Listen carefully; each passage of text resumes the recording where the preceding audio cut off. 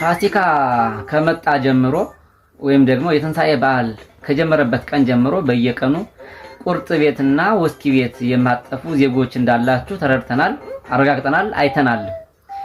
እስኪ አሁን ደግሞ ይሄንን እንደሃ ብትረዱት ብታገዙት ከዛ ከመትካሰከሱት ከመታጠፉት ሀብት ላይ ትንሽ ቀነስ አድርጋችሁ ይሄን ምስኪን እንደሃ ትንሽ ቁራጭ ልብስ ብትገዙለት ለህሊናችሁም ለእግዚአብሔር ዘንድም ረፍትን የምታገኙበት ስራ ነውና ይሄን ምስኪን እርዱት ወገኖች። ወንድሞቻችን በእግዚአብሔር ብላችሁ ጫማም የለው ልብስም የለው መታችሁ እንድታለብሱልን እናሳስባለን በእግዚአብሔር ስም። መቼም ወንድማችን ነውና እግዚአብሔር ዛሬ ከማሰሪያው ፈቶታል። ወንድማችሁ ነው፣ የሁላችንም ወንድም ነው፣ ኢትዮጵያዊ ነው፣ ኦርቶዶክስ ነው። በመናኸሪያ ደጅ ላይ ወድቆ የሚቀመጥ ወንድማችን ነው። ስለዚህ ልብስ ያላችሁ ሰዎች ልብስ እያዛችሁ መታችሁ ገብርኤል ግቢ እንድታዩት እንድትሰጡት እናሳስባለን። እግዚአብሔር ይስጥልን።